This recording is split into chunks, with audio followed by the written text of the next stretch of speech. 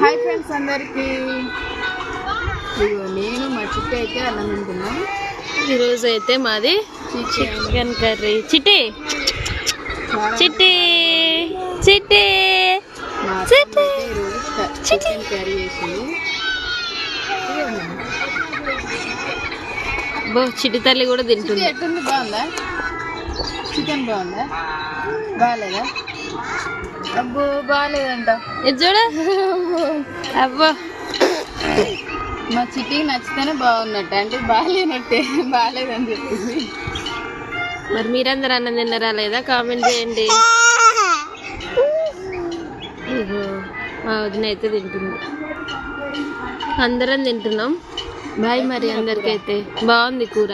నేను కూర కొంచెం చింతకాయ పచ్చడి కొంచెం వేసుకున్నా. మా పిల్లలు అయితే అసలు వేసుకుంటే ఇంకా బాగుంటుంది.